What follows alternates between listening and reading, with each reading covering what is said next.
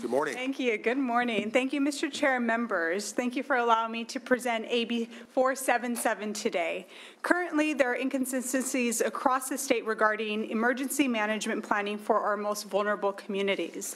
To respond effectively during a disaster, it is vital to understand the needs of our most vulnerable communities. After the fire disasters of the past several years, the state of California has been working to develop best practices for emergency response. The communities impacted by the wildfires have been disproportionately seniors and individuals with disabilities.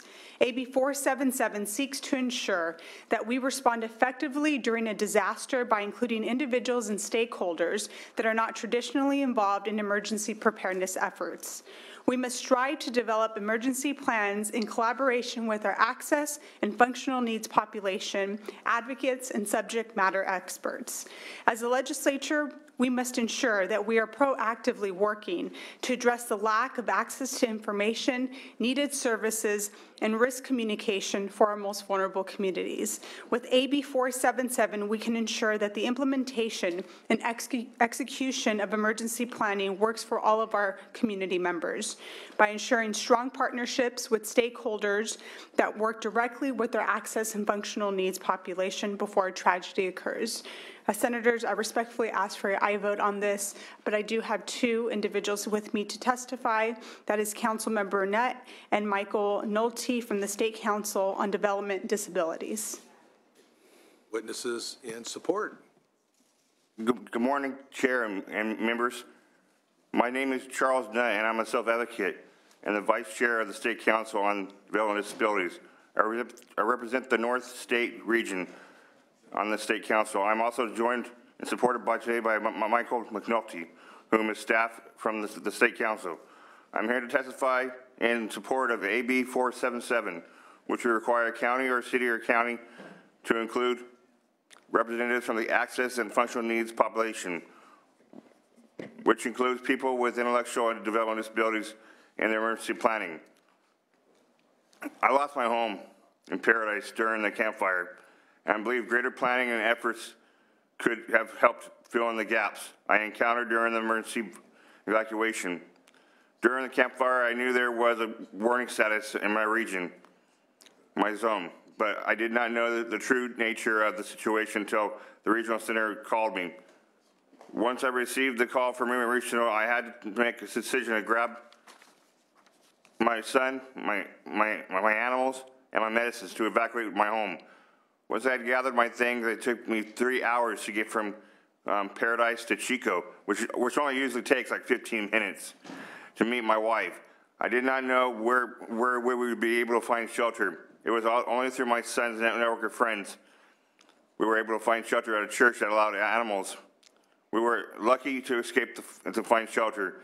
Ensuring the voices of the access and functional needs community as part of the planning process across the state ensures a greater level of safety for all of us everywhere in California. I am thankful for the work of Assemblymember Cervantes, and I'm pleased to support this important bill as a representative of the State Council. Thank you. Any questions or comments? Thank you, sir. Next witness in support. Michael McNulty, State Council. I'm here to support Vice Chair Nutt and happy to be here in support. Great. Thank you very much. Anybody else wishing to testify in support? I'm sorry, I can't see behind the center. Hello there. Hello. Good morning. Good morning. My name is Eric Harris. I'm representing Disability Rights California, and we're in support. Fantastic. Thank you.